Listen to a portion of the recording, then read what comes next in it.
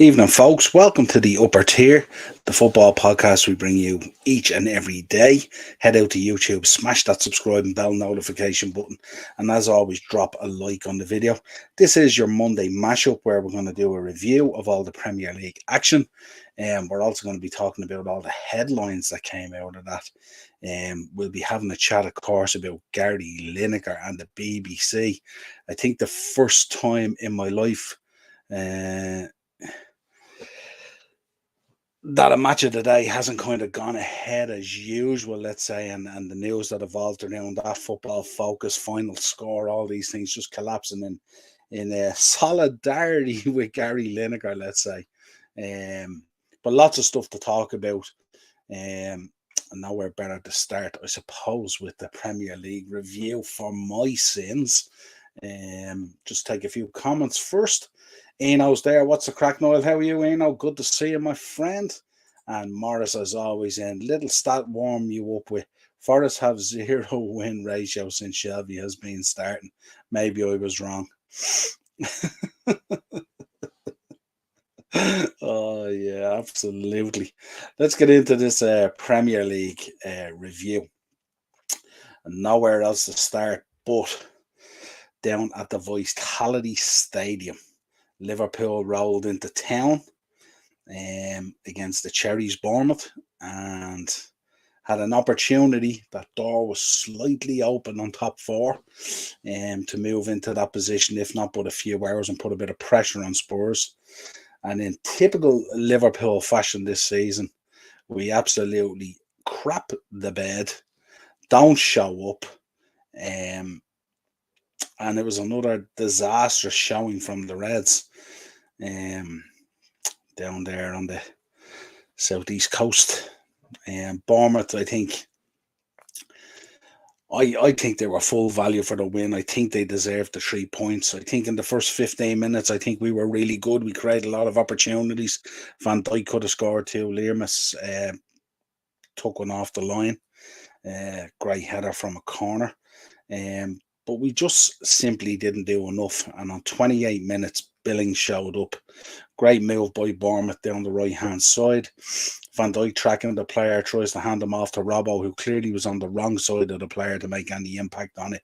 Huge mistake from Virgil van Dijk, something you wouldn't expect from a man of his experience. But we have seen a number of times this season where he's kind of, dare I say, shirked his responsibility, where he should have seen the player out. Which is what you do. You don't assume you're going to hand it off to a player that's on the far side of him. And Billing arrived with the tap in. I think there was 3 Bournemouth players in the box and not a Liverpool player in sight. And also knowing that Billing is the man in form, he was very good, I think, the week before against Arsenal as well, even though Arsenal got the last gasp winner there with Reece Nelson.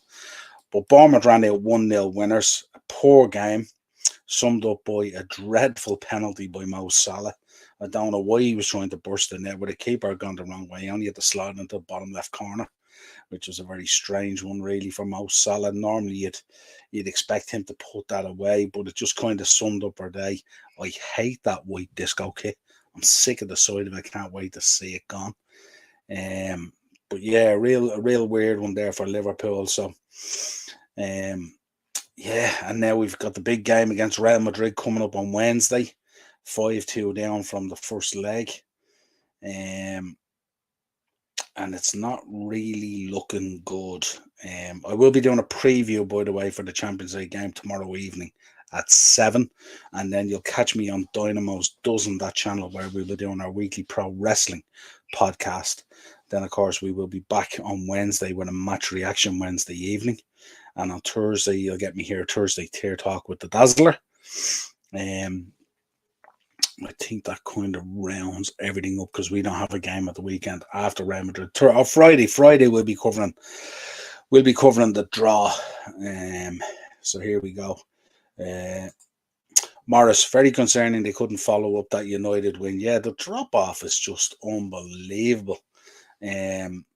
Just to go out and beat United the way we did, and like, you look at that performance, Morris, and you think that performance would nearly see us through Real Madrid on Wednesday if we performed like that at the Bernabeu. and yet we go down there then to the Vitality Stadium, and it's absolutely shocking. My main man is in the comments tonight, Kyle Walsh Gunner, absolutely ecstatic. Massive win for Arsenal against Fulham. What a game it was. Absolutely domination. Fulham had a really off day. Mainly a combination of one, their own play, and two, just how good Arsenal were. Niall, the absolute legend of all legends. Love this content. We played PlayStation football against Fulham, bro. I'm starting to believe for the first time in 19 years. War on Del Boy last night again. Yeah, I tuned in. I tuned in with the Prince and stuff like that, and I was triggering the comments with the Prince and stuff like that to get him going and stuff. So it was pretty cool. Yeah, it was you gotta believe, man. You gotta believe. And Morris is in massive, massive W coil, one game at a time. Yeah, absolutely. The big one for you, I think, is well, you've Europa League, I presume, this week, but then Palace on Sunday is absolutely massive. Gotta get that W. I've sent you a DM on Insta. Tickets. Oh, very good. And big up, Morris. Yeah, man, one game at a time. I will DM you after this, bro. Absolutely. Niall, my dad is convinced certain players at the pool are match fixing. Cool. He's not too far off. He's probably not too far off at all, because the drop off is just unreal. And then it's the comments after the game that really get you as well, where they're saying they weren't up for the game and Bournemouth wanted it more. And the post matches from Klopp really irritate the hell out of me as well. Let's talk about this one. This was a bit of an upset at the weekend. Everton versus Brentford, 1-0 to Everton. Dwight McNeil in the first minute scoring, and Damari Gray had a goal ruled out from VAR in 42 minutes. But Brentford played and played and played, had the lion's share of the possession, created a number of chances, but just couldn't put the ball in the back of the net. But that's a huge 3 points for Everton and climbed them out of the bottom three. Really massive win for them. And at the moment, when you look at the table there and you look at that bottom 6, 7, 8, maybe, every week now this is going to change. I don't know how many times it changed over the weekend, probably 2 or 3 times maybe. But there's a lot of teams down there at the moment playing really, really poor and not putting in the performances. We'll get to West Ham and all that kind of stuff. Acers. Unfortunately, Arsenal will be disappointed when Manchester City will be champions in May. I don't know. I don't know. I don't know if they win against Palace on Sunday. That's a massive task then for Man City to reel that back in. That nearly gives me shades of us versus Man City over the last few years in terms of trying to close that gap and stuff like that, and withhold Man City and stuff like that. I don't know. I think if Arsenal beat Palace, I think they have a great chance. Morris back in. Big Sean Dyche. He should be the Irish manager, not that Kenny fraud. Can you imagine? Oh God, we've just come out of that type of football, Morris. Imagine going back into it. I mean, these were playing at home at Goodison. I think they 33% possession. Can you imagine the Irish team? Good Lord. And Ian's in. Would like to see how Match of the Day plays out without their host, Gary Lineker. Well, the news coming there, Ian, and we'll talk about it later, is they've both come to an agreement on his return. And it looks like Match of the Day will be back on our screens this weekend. But yeah, it was kind of mayhem at the weekend. Morris called, and myself and Morris were WhatsApping each other all weekend about it, how big it was going to get, and all this solidarity stuff and all. I didn't realize. Morris said it was going to become a massive issue. I didn't think it would become as big an issue as it did, but it was absolutely huge. Absolutely huge. And Coyle's in. Acers, I'm still expecting City to win the league, unfortunately. Don't say that, Coyle. Do not say that. Don't fade into him. He's only pushing your buttons there, Coyle. He's only pushing your buttons. Gotta believe. Trossard was outstanding as well. We will talk about it. But this was Coyle back in, and I think he'll be back in the hot seat next Saturday. Yeah, absolutely. As far as I know, they've come to an agreement today. I did a short on it. And my man Dave's LFC chats is in there as well. How are you, Dave? Good to have you in tonight. Might have been under better circumstances in terms of our preparation for Madrid, but sure, look, we're going to get used to this stage this season, isn't it? It's like a roller coaster, huge peaks and huge troughs. And that's the way it's going to be, I think, for the rest of the season. But yeah, huge win for Everton there. let's move on then. Leeds 2, Brighton 2. Um, this will be a game where Brighton will see this as a missed opportunity, especially with Newcastle and Spurs winning. Obviously Fulham lost as well, so this would and Brentford. So this would have been a huge opportunity for Brighton in terms of those European positions. But McAllister picked up the first goal on 33, with a nice assist from Matoma, who's a smashing little player. Harrison then scored an OG for Brighton after Bamford had equalised just before the break. And then Harrison scored the equaliser on 78 to make up for the OG. For Leeds, a point just kind of wasn't enough at the weekend, but I'm sure the way the game panned out, they'd gladly take it. Brighton playing really good football at the moment and scoring goals and stuff like that. So it could end up being a huge point for Leeds come the end of the season, but they're down there in serious trouble in the relegation zone at the moment.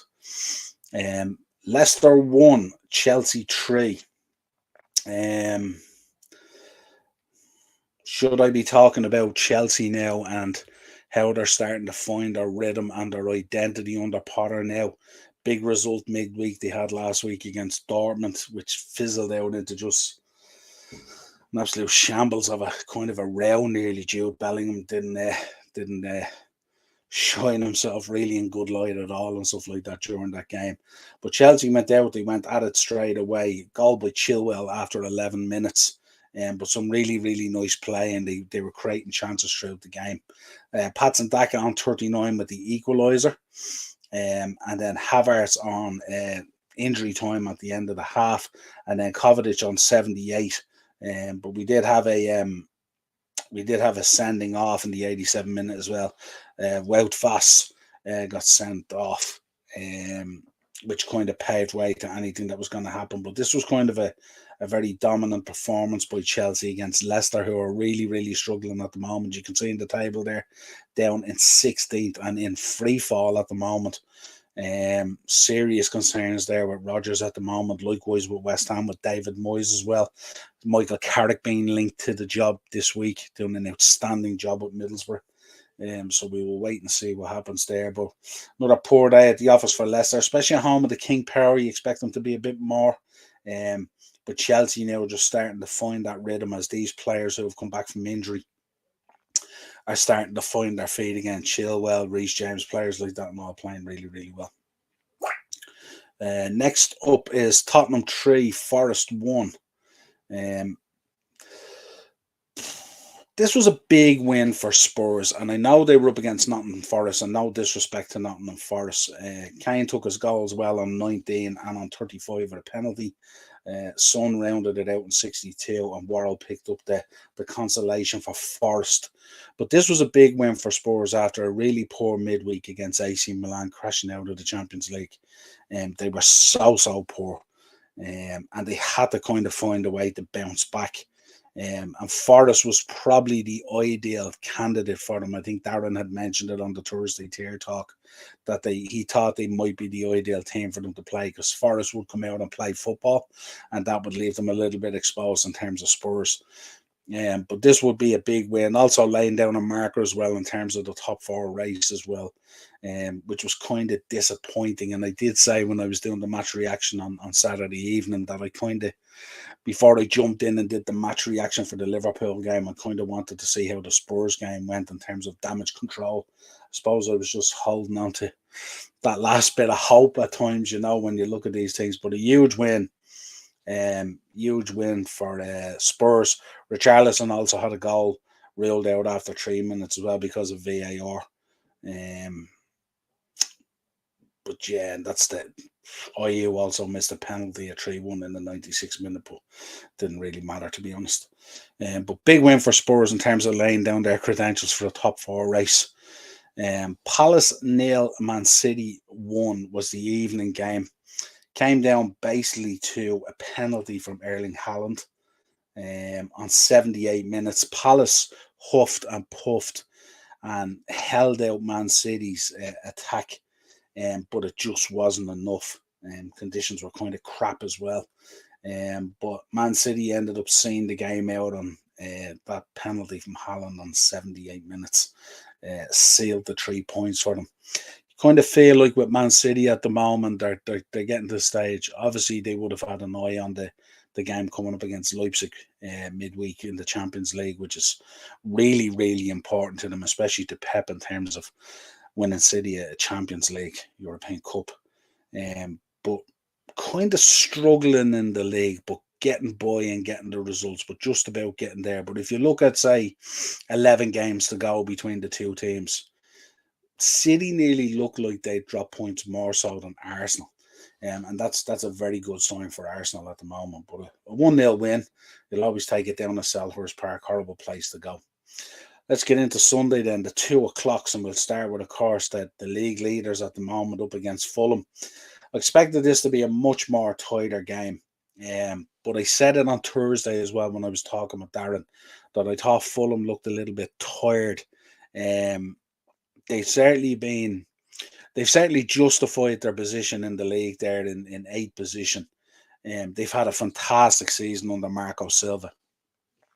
But I think because of the size of their squad, in terms of trying to maintain that right out to the final 30, the final 10, 11 games or whatever it is left for them, 11 games, I think it's going to be a real struggle, because I think they're feeling the effects of the season now. And again, they have United coming up this week, I think, in the FA Cup. So they'll want to play really well, give a good account of themselves in that, and potentially push on, get in the mix for some silverware before the end of the season. But I think in the league, again, against Arsenal yesterday, they looked really, really tired, and Arsenal absolutely dominated them with a 3-0 win. Let's take some comments.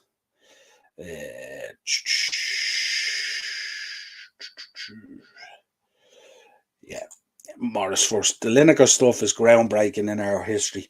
The overturning of cancel culture. Yeah, absolutely. Certainly going to be very interesting to see what the fallout is. It's ridiculous that Liverpool has lost 4 and 1 draw in lunchtime games on Saturdays. Is it though? Is it? It's ridiculous, all right, but is it surprising? I suppose is the question. And then Morris back in right instrumental as a black man sticking up for Gary in what can be described as racist situation too. Absolutely wonderful to see.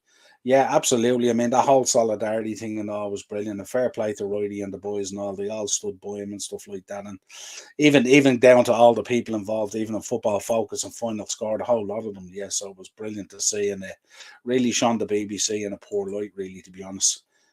Morris looking for a Potter 10-year contract, I hope. He's doing well. He's starting to turn it around now. Green shoots there at the moment at Chelsea. They can kind of see a little bit now what he's trying to do. Ian's back in again. It's rumoured that our friend Morris is going to move in on that seat for Match of the Day. He'd move in like a shot, he would. Move in like a shot. Yes, Ian, me and Richie Sadler and Eamon Dunphy. Jemison's all round. Absolutely. Rod Little. Rod Little. Gary out. Morris is in. Nice. And Morris back. Any Richarlison goal news? No goal news. You got one chalked off at the weekend. So, and you can imagine my delight at hearing that Richarlison had a goal chalked off. I would not be his biggest fan. And Morris, big up to now ambition. Harry still banging them in. Yeah, it's a weird one. Heavily linked with United for this summer. 100 million for a 31-year-old. 100 million for a 31-year-old. Would they dare do it? And Palace, first team in Prem history to have no shots on goal in 3 games. That's mad, isn't it? Mad stat. And then maybe Gary Lineker will go back to doing Walker Chris commercials. Never went away from them. Never went away. That man knows where his cheddar is. And Coylan, well, we still have to play Chelsea too. Yeah, absolutely.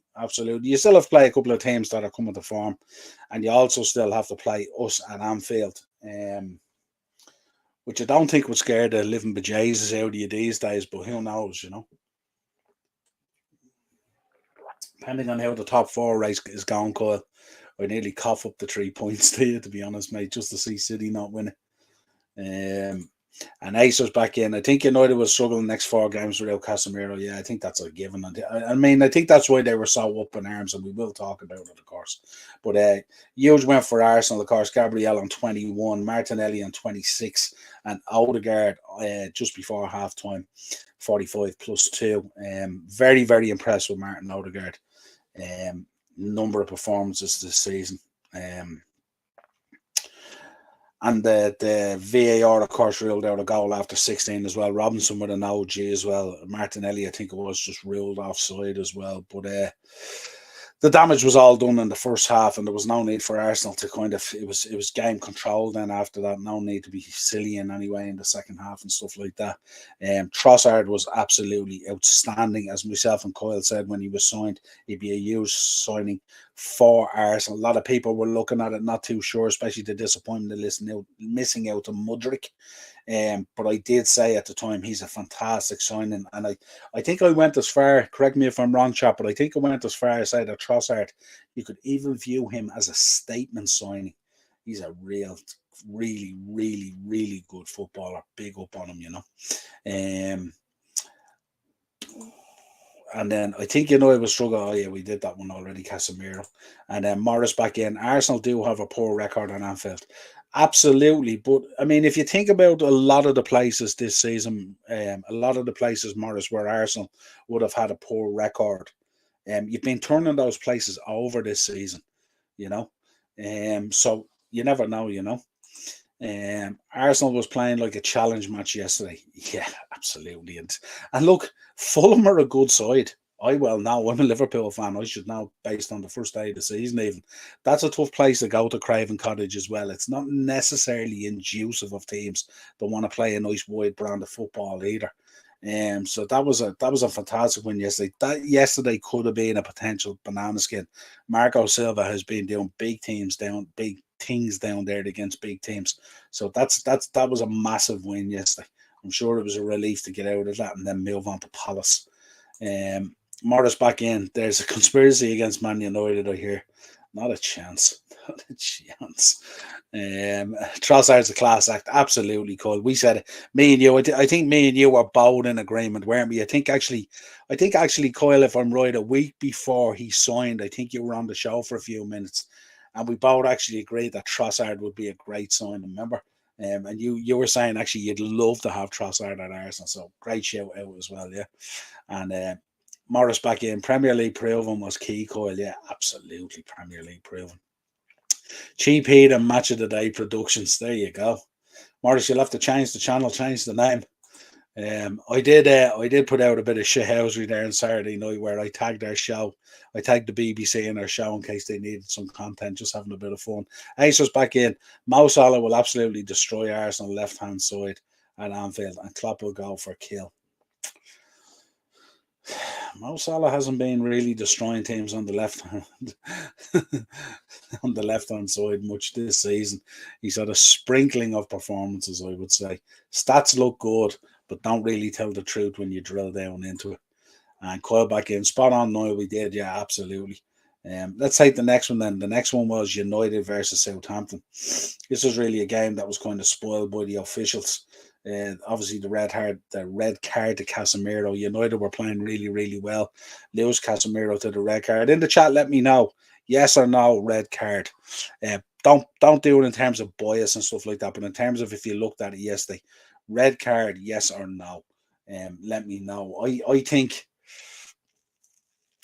I can see why it's given, but I also think probably a little hard done by when you look at the gamut of what went on at the weekend. Look at the Nick Pope situation in VAR.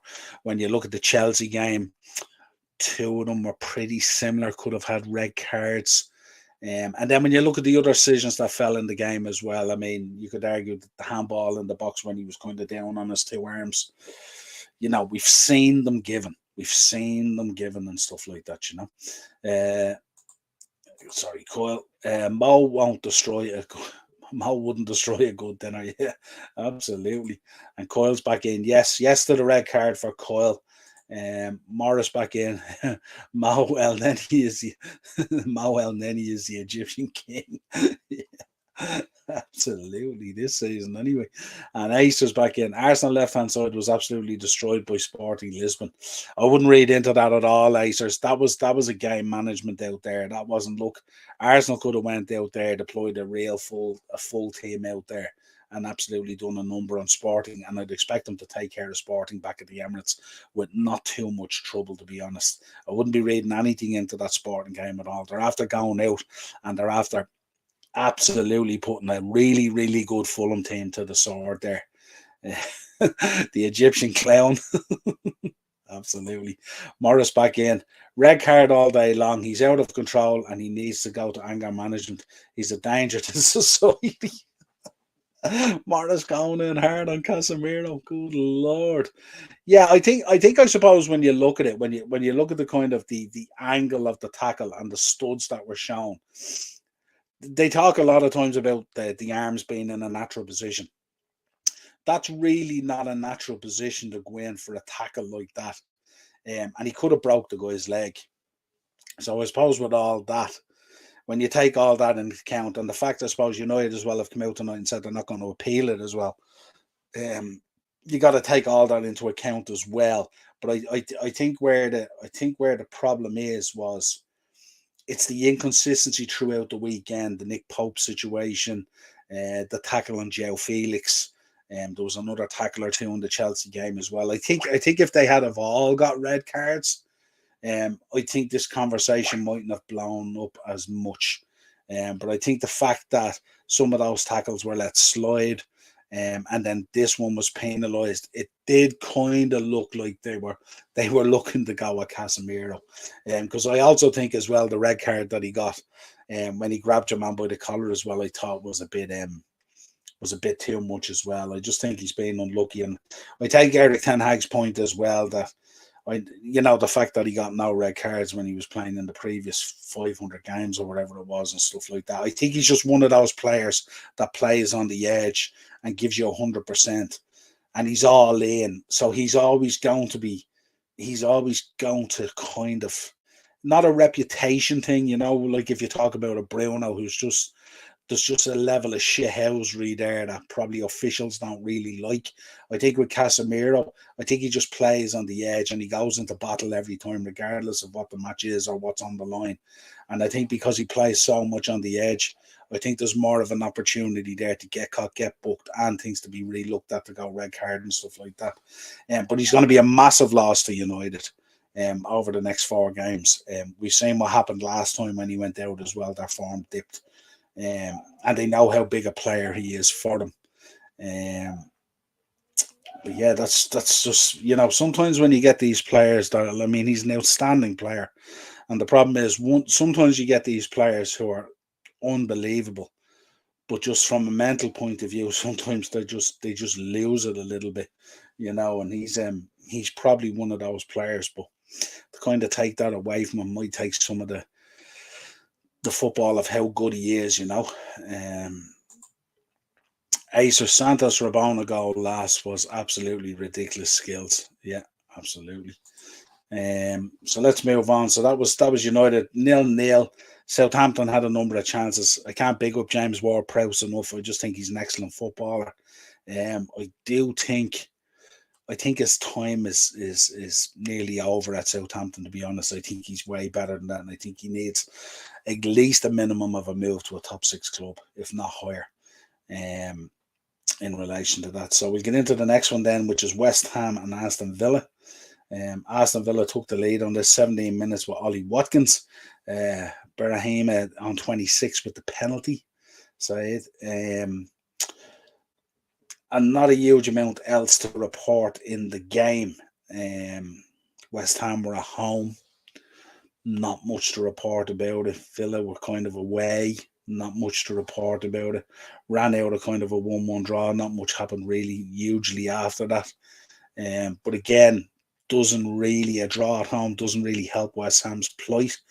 And I suppose with Aston Villa trying to move into the top half of the table, it hampered them as well. And then we rounded out the weekend with the game that we've already kind of spoke about a bit. Newcastle 2, Wolves 1. Newcastle taking the lead with Isaac on 26. Hwang on 70 with the equaliser.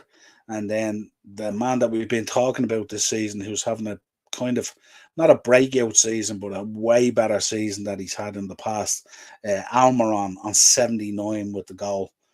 Scored a lovely goal to make it 2-1 to Newcastle. Took the 3 points and again changed the dynamic of the top four race at the moment. So I suppose the question for you guys in the chat as well, are we looking at a top four race now, or are we looking at a top four and top three race, if you like? Have United brought themselves with the draw yesterday? Have they brought themselves back into the reckoning now? Is third and fourth place now up for grabs? I think City and Arsenal have 1 and 2 nailed down in whatever order it's going to fall. But I think 3 and 4 might be up for grabs now. And I think United losing Casemiro as well. Some interesting ties coming up for them as well. I think Brentford is one of them. But they're not going to be easy for them, including the Fulham game in the FA Cup at the weekend. Is going to be very interesting. So it'll be interesting to see how that top four race evolves. Liverpool, of course, doing themselves no favours with the loss of Bournemouth. Brighton right on our tail now. Fulham obviously unlucky, getting beaten so well by Arsenal and stuff like that. Could have had a card in that game, if you like. So that top four race is going to be very, very interesting, as in the relegation battle, all the way up there, I say now, as far as Palace. I think from Palace down, all those teams are in a relegation battle at the moment. It's so tight from 22 points all the way up to 27. I think Villa are now fine, Chelsea and all them, they're all fine all the way up there. But massive gap opening there now between Palace and Villa. So it'll be interesting to see, and I think it's going to change a number of times at the moment. Still haven't nailed down who I think is going to go down, because the form of those 6-7 teams or whatever it is so indifferent at the minute. Acers. United board are saying they don't want Kane in the summer. There was reports out this morning as well saying that they're still interested in him, but I think Levy will try and rinse them, and I don't think it'll happen. Morris back in, another start. Arsenal, first team in history to win 5 London derbies in a row away without conceding. That's incredible, isn't it? That's incredible. And the gas thing, Morris, is there's still Arsenal fans out there that are still questioning, the project that's there at the moment, and still questioning the title credentials and all that kind of stuff. You've been unbelievable, unbelievable. Aces back in. Nick Pope was definitely a red card offence, absolutely 100%. And that's where the frustration spills over from the United fans on the Casemiro decision, because so many other decisions at the weekend weren't acted upon, and then that's when you get the feel, you get that whole narrative of us versus them and stuff like that and all, Morris back in. Think third and fourth between United, Liverpool, and Spurs. Interesting. You don't think Newcastle, Morris? You don't think they'll have a card in it? And I certainly wouldn't be ruling out Brighton either. Look at Brighton's game in hands and stuff like that. Acers. Madrid will be relishing destroying Liverpool on Wednesday. I know where you're coming from on that one, Acers, but wouldn't it be just Liverpool to lose to Bournemouth and go out and play an amazing game against Madrid on Wednesday and pull off some sort of a miracle like they did against Barcelona a couple of years ago? It's just, I don't expect it to happen, because I don't expect us to keep a clean sheet. I would be absolutely stoked if it did happen. But I don't think... I don't know. Again, it's just so indifferent. You don't know which Liverpool team is going to show up. If the Liverpool team shows up that showed up against United last week, then we've got a great chance. If the Liverpool team that shows up against Bournemouth, we might be the other team that's on the drubbing potentially of a 7-0. Who knows? We'll cover it all in the preview tomorrow night anyway. Morris back in. Emery has done a great job getting Villa safe so quickly. Yeah, and I think we kind of expected it, Morris, didn't we? It's not really a surprise to us. We know how good a manager he is and stuff like that in terms of organisation and stuff. And he still hasn't had a chance really to put his mark on that team, really, So he's still dealing with a lot of sort of Stevie's team there and stuff, back in. Now Brighton have more of a card than Newcastle, in my opinion. Yeah, that's what I think. I think it's 2 spots from 5 teams. That would be my thinking on it. I think United, Spurs, Newcastle, Liverpool, and Brighton. Um, I think Fulham, just because they don't have the game in hands, they've played their 27. I think it could be a stretch from plus they look like they're wilting a little bit. But I think it's 2 spots for those 5. It's going to be interesting to see how it will. Acer's back in. Unfortunately, Trent will be destroyed by Vinicius Jr. Yeah, but the thing about it, Acers, I mean, we thought that Trent was going to be destroyed by Marcus Rashford, and he wasn't. You know what I mean? So on any given day, this team can show up looking like the old Liverpool. I mean, you look at that Liverpool that put 7 past United; they were absolutely sublime. And I think on any given day, I think when they're motivated, and I think when they're up for it, and I think when they really, really want it.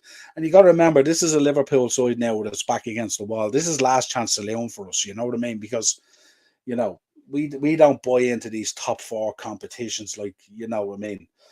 I know from the Arsenal lads that are on here, Wenger would have regarded the top 4 as nearly a trophy, but we don't regard it that way. So this is really our last chance to learn in terms of this season. And sometimes when our back is put to the wall, we can produce unbelievable things.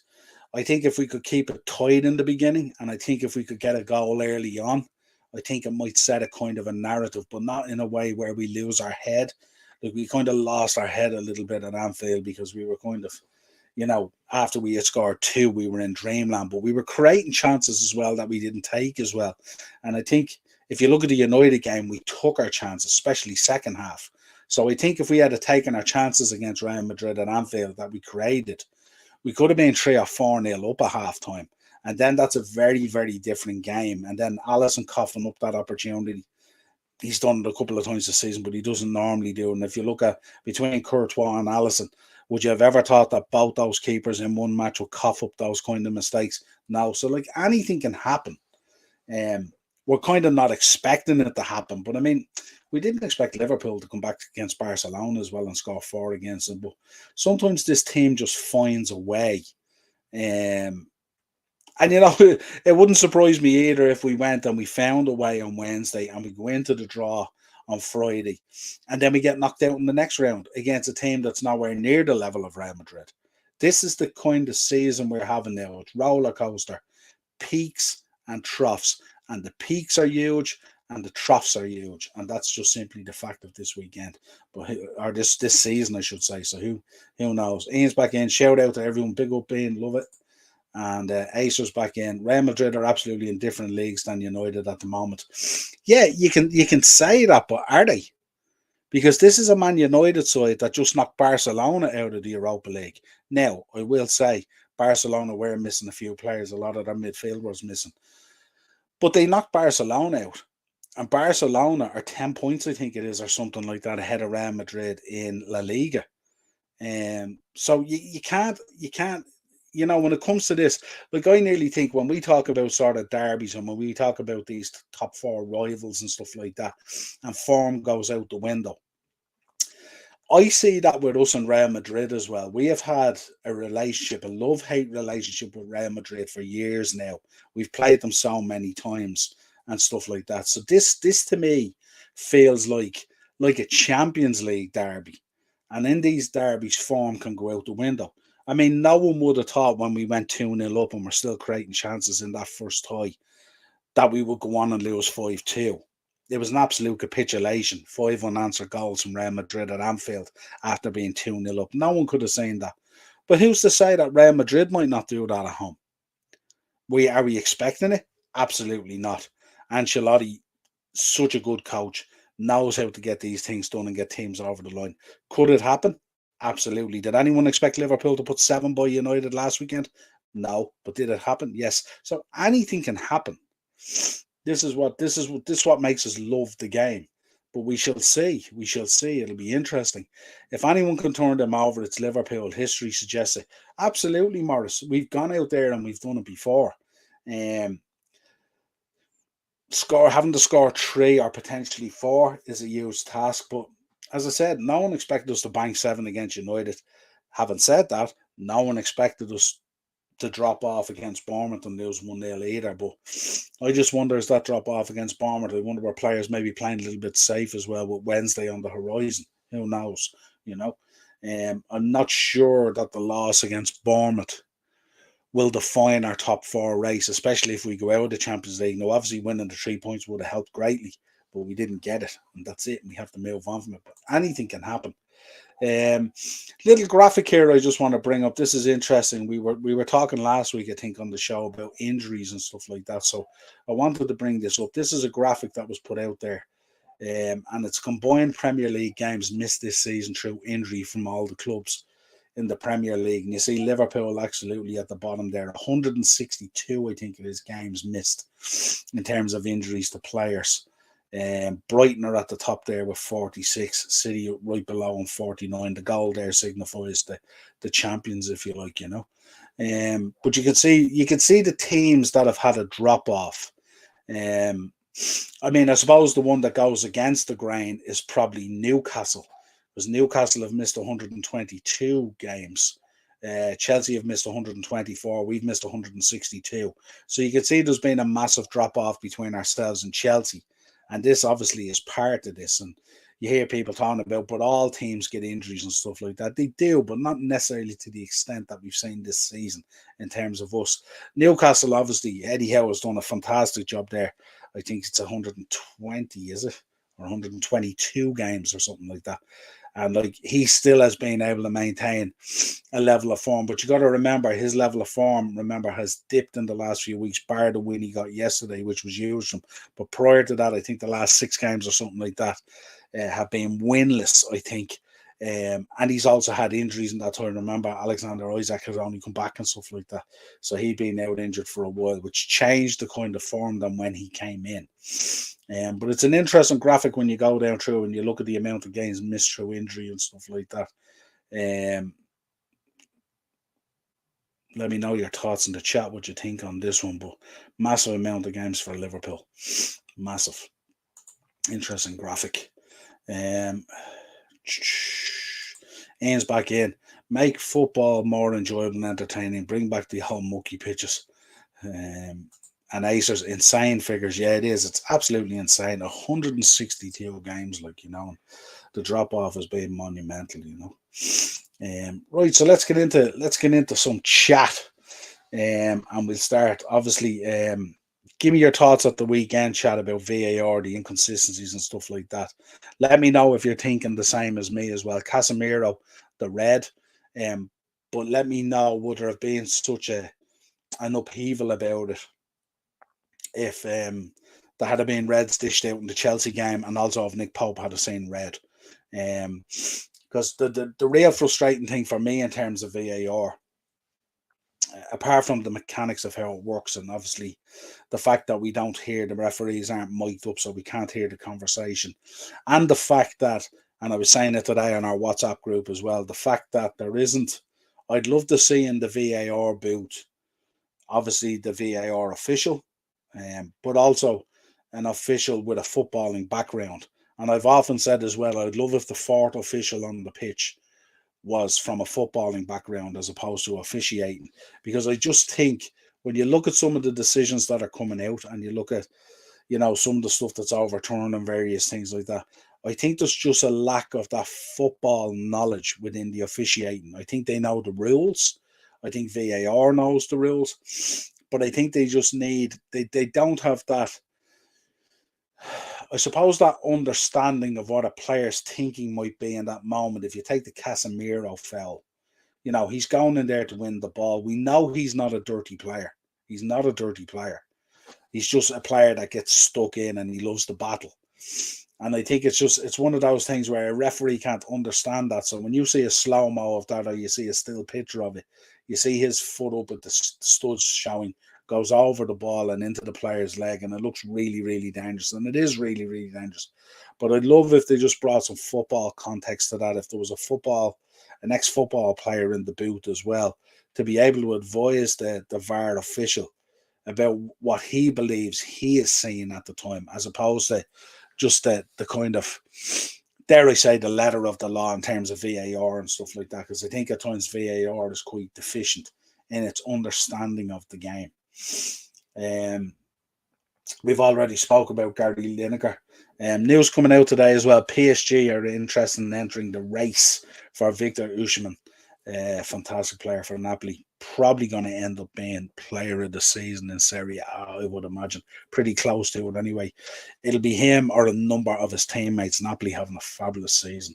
But certainly he's going to be sought after. And he has also said, he's made it clear as well that he would like to test himself in the Premier League against the best as well. So it should be interesting. And he says United was definitely robbed by VAR, 2 clear penalties. Yeah, I think the handball one definitely we've seen them given. But yeah, I think so. The Rashford one, I'm not too sure.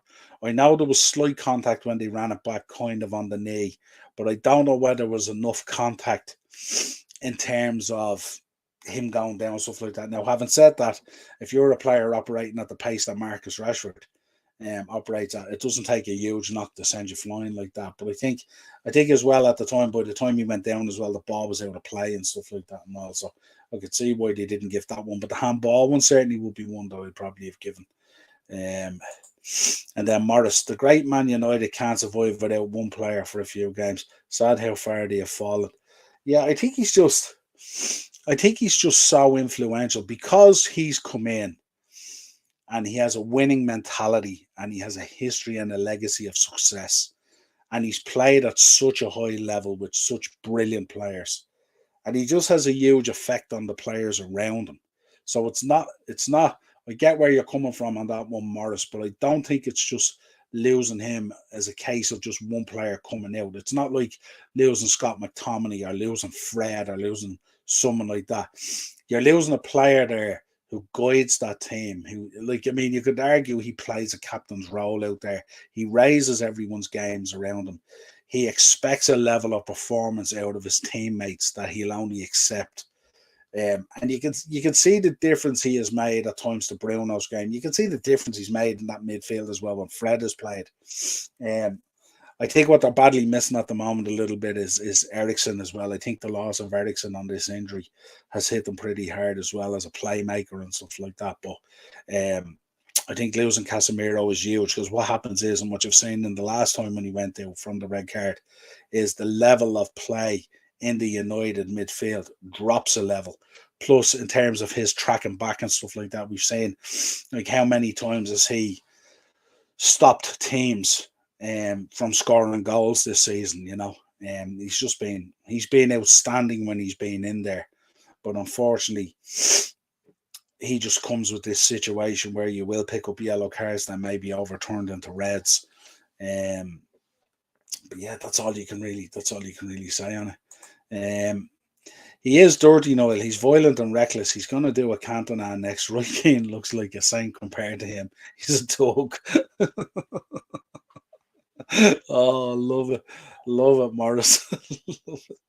Can you imagine? See, the thing about it with him as well is he doesn't really like if you look at the last sending off, the one where he grabbed your man by the collar, the two of them afterwards were walking off laughing. So it wasn't really. I wouldn't have put that down to violent conduct. I know the letter of the law says you have to, but it wasn't really like your real violent conduct, you know. So I don't know. I think that's harsh. Can you imagine if he lost a rag and he jumped to kick the fan or something like that? Good Lord. But I don't think he loses the head. Like, you know what I mean? Like, even that tackle yesterday, that wasn't him losing the head. You know what I mean? It was just he just plays football on the edge that way. It's not that he isn't in control of it. It's that this is how he feels the game should be played.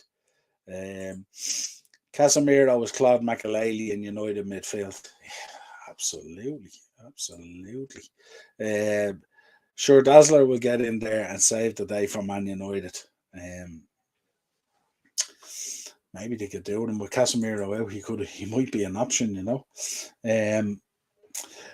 Interview today with Eder Militao, the man who scored that header where Trent didn't track him in the first leg. He's concerned Mo Salah and Roberto Firmino could inspire Liverpool to a famous comeback on Wednesday night. He was kind of shooting a warning out there to his teammates and stuff like that. That he does realise very much, as we've spoken about, how dangerous Liverpool can be on any given night. And we did mention West Ham. We talk about West Ham. David Moyes under a lot of pressure there. I know the board have said that they're going to support him through this situation, but I don't really think that's going to be the case. I think he still has a marginal bit of credit there. But even not using the boy Skamaka and stuff like that and all, there seems to be just stuff going on there at the moment that just doesn't seem right.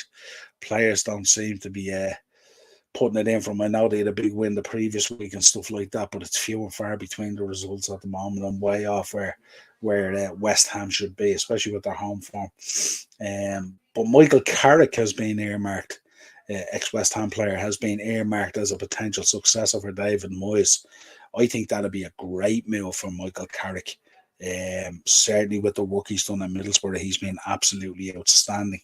And to go back there where he's had a bit of history and stuff like that and bring that kind of maybe a fresh impetus to it and maybe a more youthful approach or something like that could work really well for West Ham. But we shall see. David Moyes, I think at times at West Ham, he's elevated the expectation there as well. Sometimes he's been a victim of his own success in terms of his endeavours in Europe and stuff like that. And because of those endeavours in Europe, his home form has suffered, or his league form has suffered greatly. We also got word Steven Gerrard has flown to Istanbul to hold talks with Trabzonspor as he eyes a return to management. It has been claimed. Again, this is one I would look at as an unusual move for Stevie. We heard that there was links earlier on in the month as well with the Polish national job as well, which I never thought was going to happen either. But I'm not sure if this would be a move for him either. I'd like to see Stevie maybe get a decent job in the championship or something like that and just build up his CV again in terms of his experience and stuff like that. And also, we shall see. I think he needs to spend some time in Dundrum. Here's a question for you, Morrison. Here's a question, and a question for everyone in the chat. Would you take Casemiro at Arsenal? Let's see what you think of that. Would you take Casemiro at Arsenal? I mean, he's not at. I mean, if you park this season and stuff like that, I mean, Granit Xhaka's been outstanding, but the madness of Granit Xhaka. How comparable is that to it? Now, when I look at those times with Granit Xhaka, that was a guy who was losing his absolute marbles on the pitch and stuff like that. I don't sense that from Casemiro. I just don't sense it. And we round it out with one more for you Gunners out there. Mikel Arteta has hailed that Leandro Trossard's impact and Gabriel Jesus' return as huge in the Arsenal defeat of Fulham. But he also mentioned as well that Jesus is going to have to play his way back into the side, that nothing is a given. So it's interesting to see that from Arteta. So what do you think of that chat? Arteta saying that Gabriel Jesus will have to play his way back into the team. Certainly they're playing really, really well. And certainly you wouldn't be taking Trossard out of that team anytime soon. He's on fire at the moment. But some big games coming up, Europa League and Crystal Palace this week. So it'll be interesting to see how those two games go. If you're a betting man, you'd bet that they're going to win both.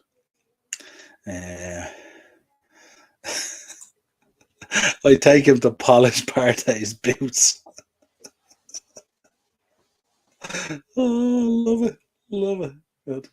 I love this from Arsenal fans now. This is what I've been waiting on all season. I've been pumping up Arsenal probably since, dare I say, since October, since just before the World Cup.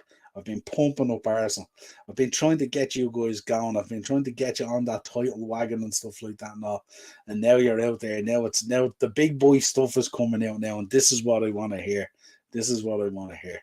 And Ian, I've noticed that David Moyes was on an episode on Family Guy. Peter Griffin was taking shots at the poor lad. Oh, can you imagine? Can you imagine?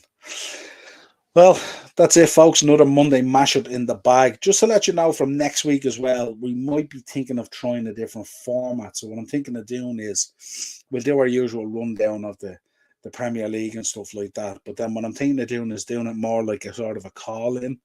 Like a call-in show where I'll throw the link up out there into the chat, and then if you want to come on for 2 or 3 minutes and have a quick discussion about anything you want to discuss, we can do that if people like it. Let me know in the chat if you think it's a good idea, if you'd like to do that, bit of fun and stuff like that.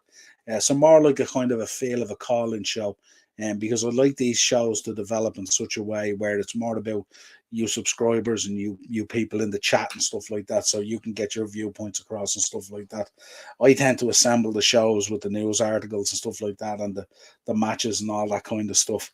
But certainly I like more interactive in the chat and stuff like that. So if you think it's a good idea, let me know. If you want to message me or drop it in the comments. But from next Monday, what we'll try and do is we'll try and do more interactive with you guys in the chat. So if you want to come on, have your say about anything over the week or something like that, should be good. Absolutely hit the hay, my man. I will talk to you during the week. Thank you as always for coming on to the chat. Really appreciate your support every week in the podcast. As I said earlier, folks, don't forget 7 o'clock tomorrow, live Real Madrid preview coming at you. Going to be an interesting one. Thought it might have been a bit handier with playing Bournemouth at the weekend, but sure, you never get what you want.